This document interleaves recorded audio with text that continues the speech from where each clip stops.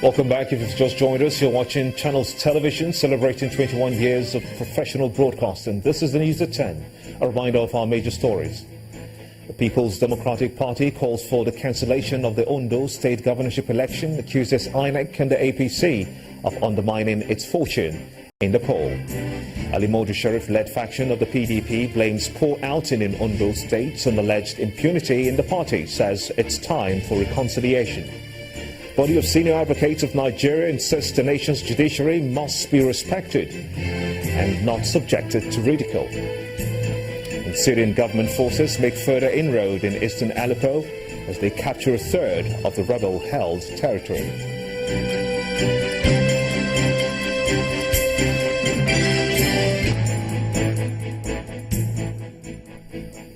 Do remember that all our top stories can be found on our website. It's channelstv.com and on youtube.com/channelsweb. Log on to m.channelstv.com to view us live on your mobile device. You can also download the Channels TV app for Android, iOS and Windows phones from their respective stores. Besides the news and updates, the Channels TV app has an eyewitness feature. We encourage you to use it to share those pictures, videos, or news of happenings around you. Just install the app, then tap and swipe to reveal the eyewitness menu and follow the instructions. Ondo State Governor Olusegun Mimiko has congratulated the governor-elect Mr. Rotimi Akeredolu over his victory in Saturday's governorship poll. Governor Mimiko said in a statement he will provide the ambience for a smooth transition between his government and the incoming one. He also promised to continue to provide leadership to the state until the takeover date. The governor thanked Ondo residents for the peaceful manner in which they conducted themselves throughout the election period. He also enjoined them to strive to sustain the peace enjoyed in the state for the past 7 years. The Economic and Financial Crimes Commission, the EFCC, has arraigned a judge of the Federal High Court, Honorable Justice Rita Ofili Ajimogobia, and a senior advocate of Nigeria, Godwin Obla, before a Lagos High Court sitting in Ikeja. They were arraigned on a 30-count charge, 5 of which bordered on an alleged 5 million naira bribe given to the judge by the senior advocate at the time she was presiding over one of his cases. The remaining 25-count charge bordered on the huge sums of money which passed through the accounts of the judge and her alleged inability to explain the source of the money, said to be more than her lawful income as a public official. The defendants pleaded not guilty, though, to all the charges. Justice Hakeem Oshodi thereafter granted bail to the 2 defendants on self-recognition. The defendants are to deposit their travel passports and 20 million naira with the Chief Registrar of the Lagos High Court within 7 days or have their bail revoked. Time now to move on to our Abuja studios where Linda Akibe is standing by to take us through. Linda.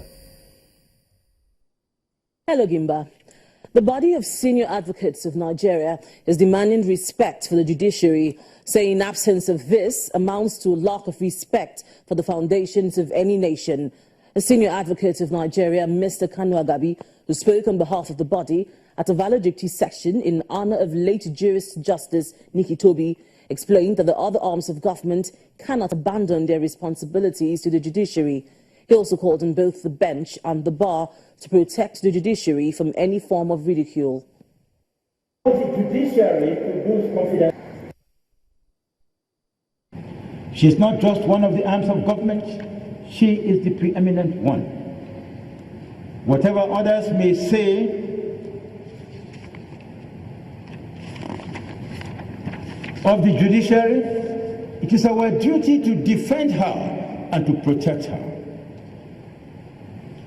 The intensity of our gratitude to the judiciary should in no way be diminished by the mistakes that some judges and magistrates have made. However competent the judiciary is, it cannot save a nation totally lacking in moderation. A nation which abandons its responsibility entirely to the judiciary cannot survive. There is a limit to what the judiciary can do. The judiciary is founded on the premise that crimes and civil wrongs will be limited. Once those limits are exceeded, the judiciary cannot cope.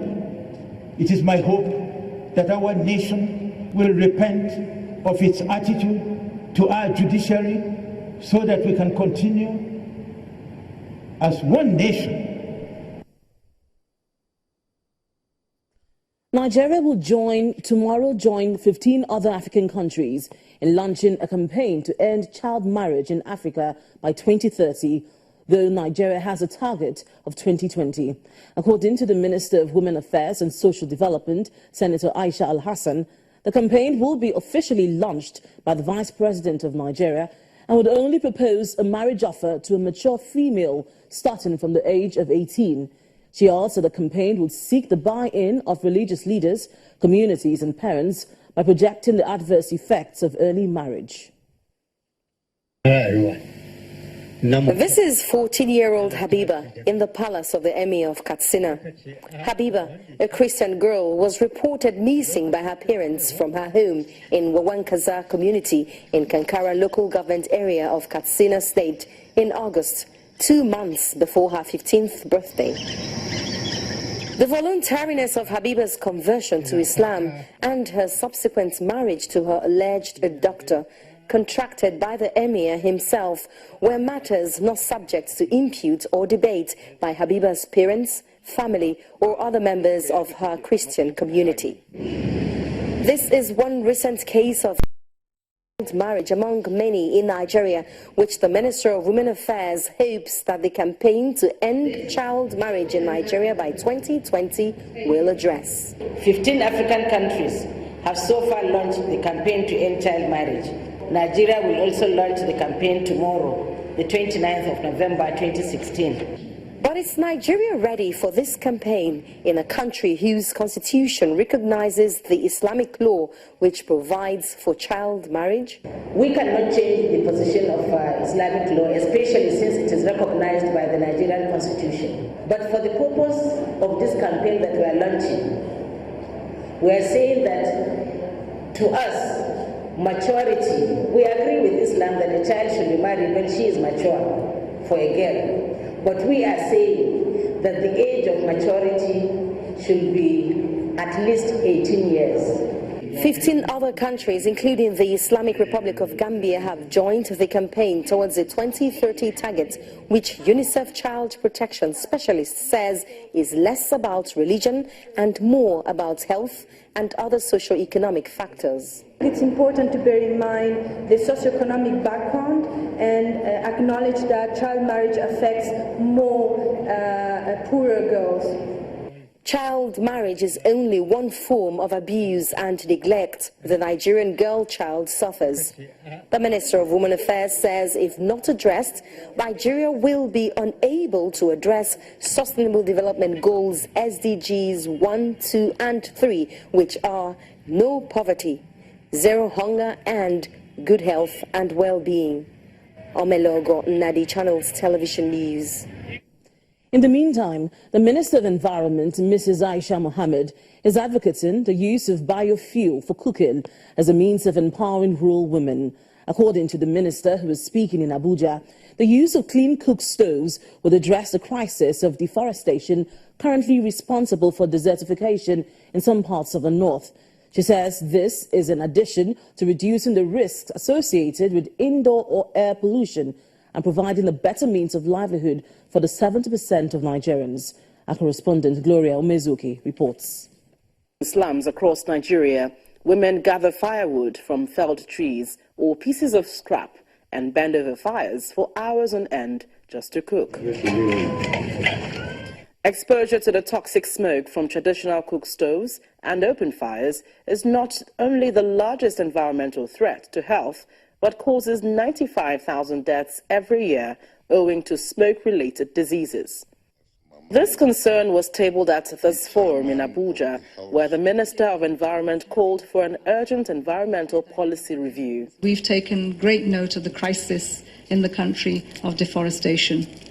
And while it's a mix of logging and fuel wood and the export of semi-processed wood, clearly it is having a clear dilemma on everyone's life and the environment. Today, over 1 million trees are felled on a daily basis. That's a crisis, and we need to address that. So again, making the case for this, so that everyone understands that there's got to be a strong policy response to this, will help us go far. Lawmakers and stakeholders here equally throw their weight behind safe and affordable clean cooking solutions, which can dramatically reduce fuel consumption by 40% and create jobs. For those small and medium-scale cook stove manufacturers, gas cylinder manufacturers, we will ensure we create laws and influence policies that can provide a supply chain and strong value chain of liquefied petroleum gas, LPG, efficient stoves and other cooking fuels and instruments in line with our Made in Nigeria campaign. Why not employ women? Why not have, let's say 12 cook stove factories in Borno State? Borno State has been decimated, and the trees there have been decimated by the conflict, by the cooking, and now with IDPs coming into host communities, the consumption of firewood is increasing. As the movements to adopt the clean cook stoves gain momentum, the funding is equally critical to change from the old practice of cooking with firewood. Gloria Umezuke, Channels Television News. And still ahead on the news at 10, federal government asks to prioritize railway systems in its infrastructure development plan. That's some business news. Join us again.